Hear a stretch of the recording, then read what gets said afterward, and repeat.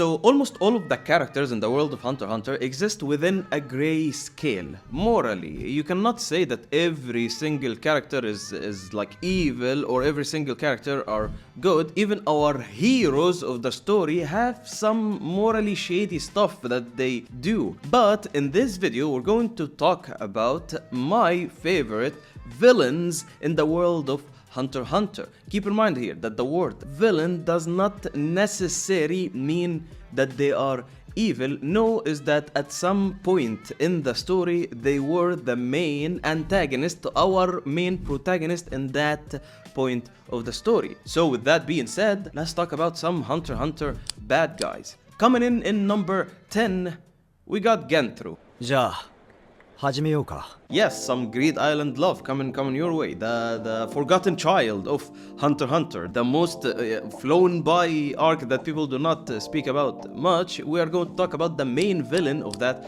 arc, Genthru. And to be honest, in regard to all of the other villains that we're going to talk about in this list, I can honestly say that Genthru has a very good case of being the most evil out of all of them. Keep in mind that later on in this list, we're going to talk about like some crazy guys that committed a genocide of a certain clan of people, the Kurta clan, and yet Genthru is eviler.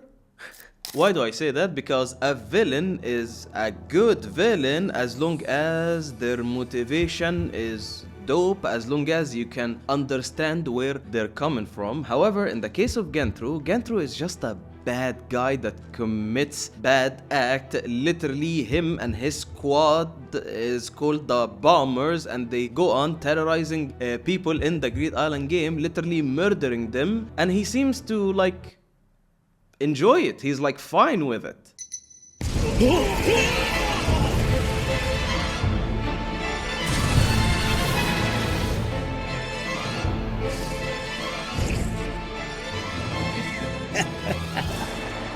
解放してやったぜ。恐怖からな。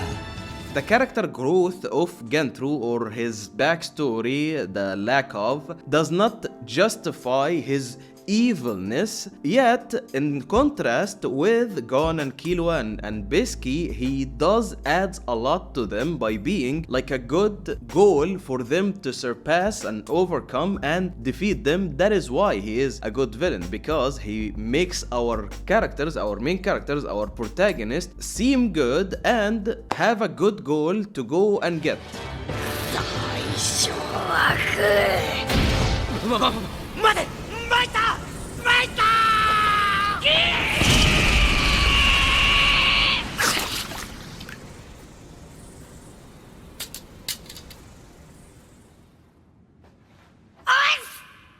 Number 9, Uvogin. Same thing can be said about Uvogin, but when we're talking about the Phantom Troupe in general, each character is their own character. You cannot generalize when you're talking about the Phantom Troupe. However, out of all the Phantom Troupe members, I believe that Uvogin is the one Phantom Troupe member that like enjoyed it a little bit too much. Like, come on. Even when we get the backstory of the Phantom Troupe in chapter 395, we understand somewhat where we're coming from and why they do commit these acts of evil. That does not justify it, of course, but okay, you get their backstory as bad people. With Uvogin, however, you can tell he's like, no man, this guy is bad news either way, you know?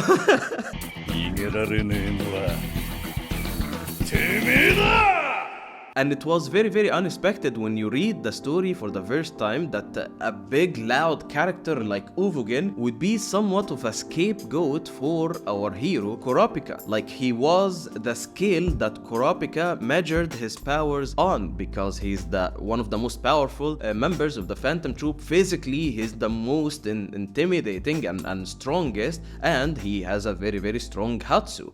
Not a Hatsu really, he's an enhancer, so his Hatsu is like, I punch big, I punch good, I punch, oh my god. But even though Chrollo, who's Chrollo?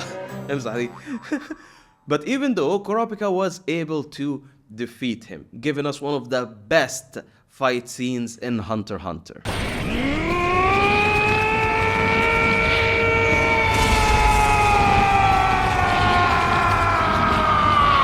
Number 8. Shaiapouf. 女王直属軍団長の一人シャウアプフ Speaking of evil, out of all of the royal guards, I'm guessing Shaiapouf is the eviler. I mean, I can go to an extent to say that evil-wise and morality-wise, Shaiapouf is more evil than the Ant King himself. This guy is very, very bad, and his loyalty literally blinds him to what is happening around him. Extremely messed up character, and it's all personified in that panel. Literally, his animalistic desires is coming over him and he cannot contain it. He is just evil and would do anything, even if that means murdering a helpless woman that literally has nothing to do with anything that is happening, a woman that is close to someone that he loves. But no, his psychopathic tendency and his idea of I know better for the Ant King. I should manipulate the whole situation in order to create the perfect scenario for the person that I love. That's just extremely, extremely toxic. 王のため王のため王のため王のため王のため王のため王のため王のため王のため And he's just creepy, man.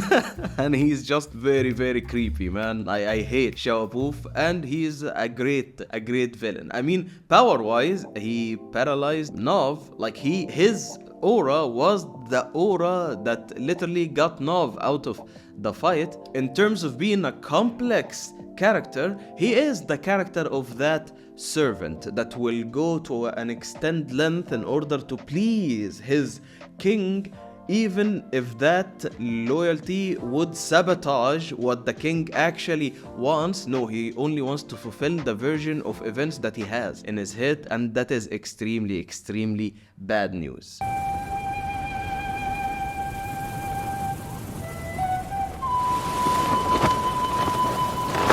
Number 7.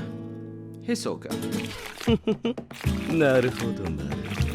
When I talk about Hisoka here, I do not mean Hisoka throughout the story of Hunter x Hunter. I actually mean Hisoka in the Hunter exam arc. Only in the Hunter exam arc. Because if you think about it, Hisoka was really the villain in the Hunter exam arc and like the Heavens Arena part. And that's it. In the entire story after that, Hisoka is just there chilling with the guys, maybe play some dodgeball with the guys, get in a fight with Chrollo, both bad guys, so you're not rooting for any good guy here. But in the Hunter exam arc, Hisoka was that guy with intimidating presence that our main character was extremely afraid of. And also, Hisoka was used as a measuring stick to know how powerful the people in the Hunter x Hunter world can actually be. Killua brilliantly explains here that the power gap between both of them is enormous, and that was even before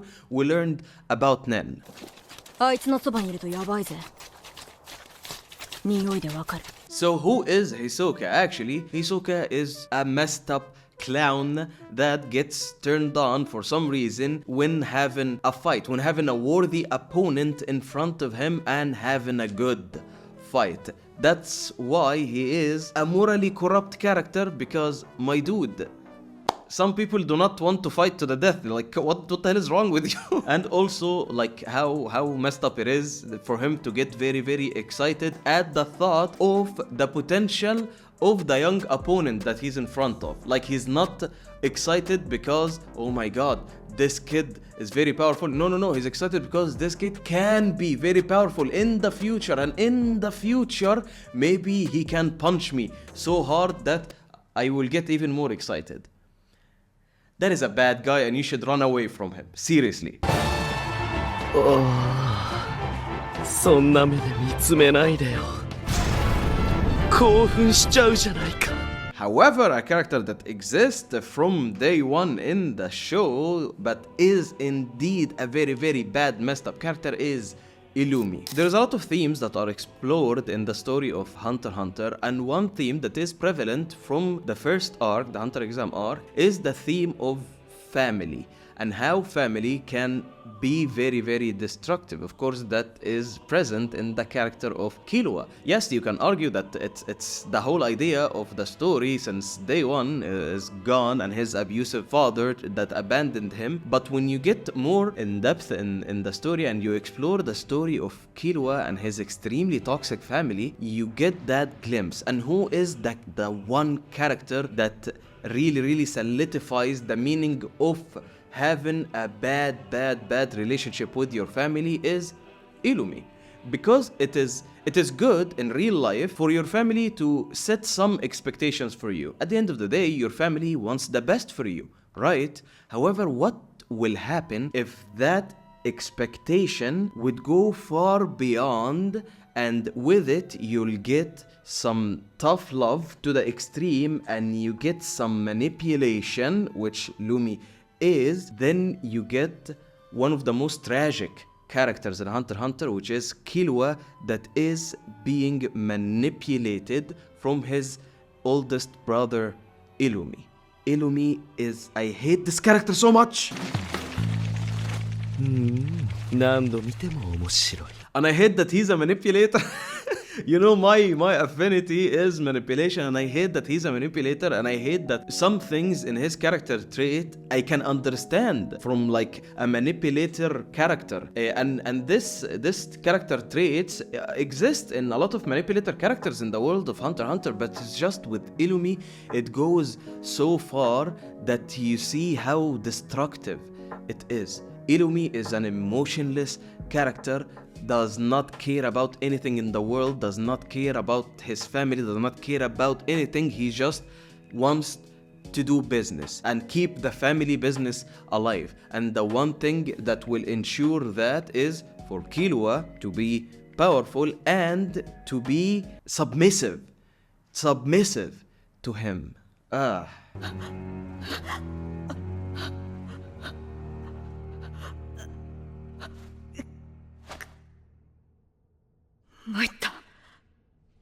Moving on to number 5, and believe me, I want this to be number 1 so bad, but we cannot talk about every character in every context, because simply this character we did not get a lot of context in. But if it was up to me and all of my conspiracy theories were canon, I would have put it in number 1. Number 5, we have Pariston Hill. やあ、お待たせ。本当に申し訳ない。 And that is what... When... Man, Pariston Hill is like a bad character. He is introduced in the chairman election arc just when the main story of Hunter x Hunter ends, so we don't spend much time with him. But when you get to the iceberg of Hunter x Hunter and you see the multiple fan theories that exist around the character, which I do subscribe to a lot of them, I can just say that this guy is the worst of the worst. First of all, let's leave all of that and just acknowledge the fact that Togashi created a character that personifies how politicians plus bureaucracy sucks. That's it. That's his whole character. Like, what's his main powers? The government. What the fuck? What's his special move? Counting the votes. Dude, are you serious?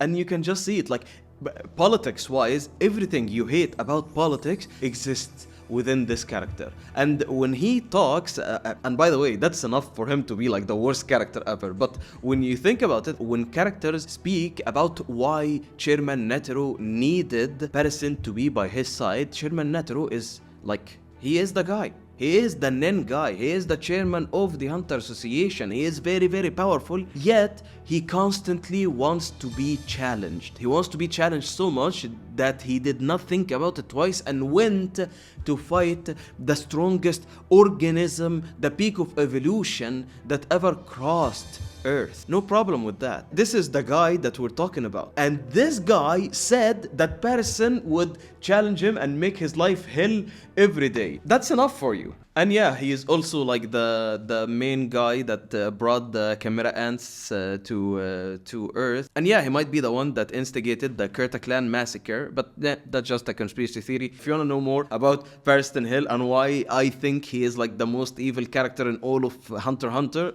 you can watch this video. Number 4, going into some spoiler territory here, and no, I will not spoil anything from the manga, just in case you didn't catch up on what's going on in the manga. I'm going to say 4th Prince Tserriednich. There's a lot of characters in the Succession War arc that can be included in these videos as great villains. Some of them are truly evil, like this guy, Tserriednich, but he is the one that I chose to include in this video. And yeah, this guy.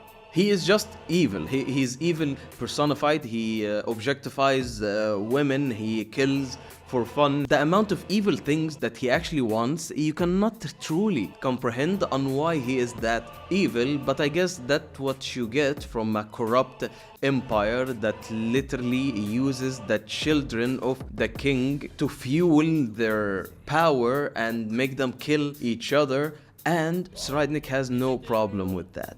Tserriednich only wants to rule and to show people their place as subjects to him, and it is very terrifying that he is one of the strongest Nen users ever. Might be the most gifted one in all of Hunter x Hunter. Yes, that includes the Ant King. Number 3, Pitou. Neferpitou. 僕も混ぜてよ I have like a soft spot in my heart for Neferpitou. I love this character so much. I love her loyalty to the king by the end of the Chimera Ant arc. But at the beginning, Neferpitou was the evil personified of what will come from those Chimera Ant arcs. She is, or he is, the first Chimera Ant that is born with already being gifted with Nen, a specialist, a very powerful specialist, and not even like one day after Neferpitou was born, she was involved with a very messed up event. Not even one day after she was born, she killed Kite. Kite, the character that literally kick-started the whole story of Hunter x Hunter. Literally the first character that ever appears in the first chapter of Hunter x Hunter was Kite. And Neferpitou took him out like that.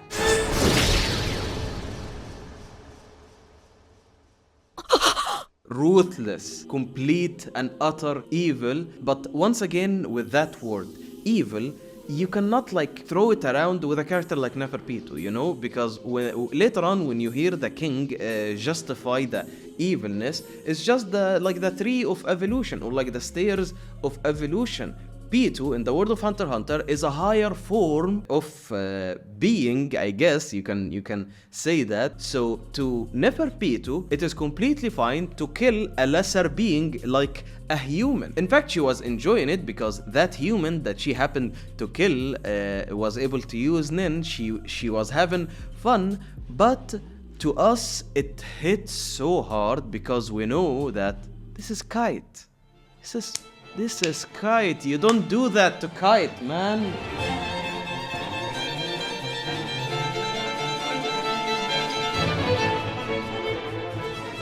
And now we go to number 2. Number 2 and number 1 are a bit of a toss-up. Okay, they are interchangeable for me. One day, number 2 can be number 1, number 1 can be number 2. Moral of the story is that those are basically the 2 best villains in the world of Hunter x Hunter so far. And I'm going to say number 2, Chrollo Lucilfer.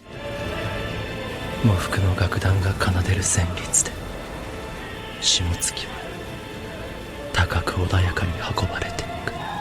The old saying says that heroes are only as good as their villains, and Kurapika is one of the most beloved characters in the world of Hunter x Hunter. Wanna know what contributes to that? Having Chrollo on the other side of that coin, basically the main antagonist to our protagonist Kurapika. A complex character does not begin to describe what Chrollo is. Like, you can interpret a lot from that character Chrollo just by watching the anime, either the 99 or the 2011 anime. But when you read the manga and you know the backstory of the Phantom Troupe, oh my god, what? We didn't know anything about these people, yet we can see it since day one. The way he's very, very soft-spoken.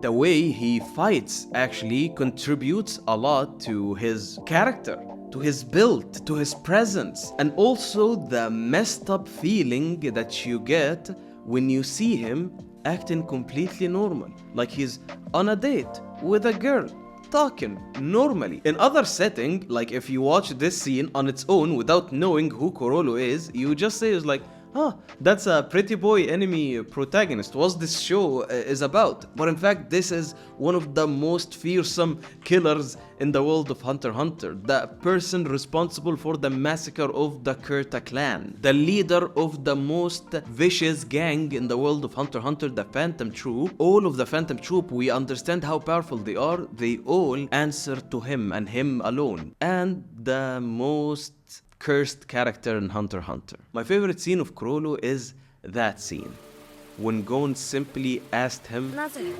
自分たちと関わりのない人たちを殺せるの?